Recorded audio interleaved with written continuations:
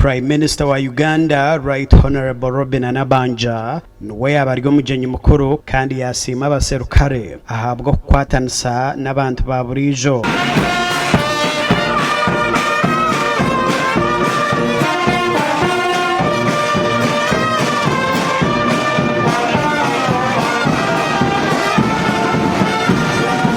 We see a force that stands with the people, especially during calamities. I usually see UPDF with me, the office of the Prime Minister, in floods. We are together with the people who are affected by landslides, pandemics. I saw UPDF the other time during Corona. Oguyayongera yasima abaserukare ahabwa gukora emirmo kandi bakongera entunguka ahihanga. It is on this note that I want to thank His Excellency General Yoweri Kaguta Museveni, the Commander-in-Chief, and our gallant sons and daughters of UPDF and the other security forces for keeping us united and securing our borders. Honorable Nabanja yahiga abantu okureba ngo ebintu ebi UPDF ekozere bibijusye okukora kurungi emitwe mirungi okundi ihanga ryabo hamwe no kuhereza higuru.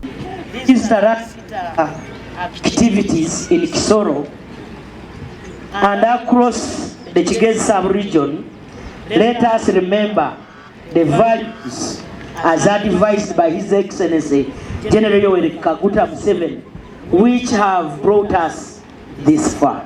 Omuhwezi w'omuduumizi w'Ageihangwe Lieutenant General Samuel Okiding yashobora Tarehe Sita guryo musinje ogwebibakozere byona hamwe n'obusinje oburyo mu ihanga. Tarehe Sita is the foundation of all the achievements that we have registered as a country. Whatever we are proud of today stands on this foundation.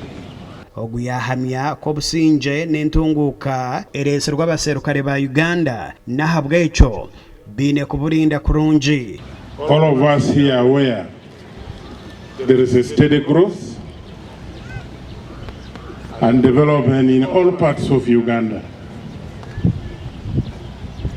Therefore, what should we do? We should protect the gains. Minister wa State ahabwa Defense ahabwa enshonga z'aba veterans Honorable Huda Olelo yashobora habujunanzi bw'abaserukare ba UPDF kandi yagira ngo eki bakikozereje.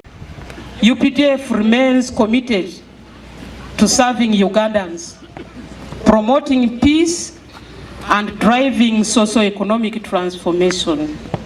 Emirmo yokutebekanisa ekiro kya Tarehe Sita omuri Kigezi kitebekanisibwe kukwata ahiguru ya biliyoni 2.5 gasha kwa Nelson ahimbisibwe.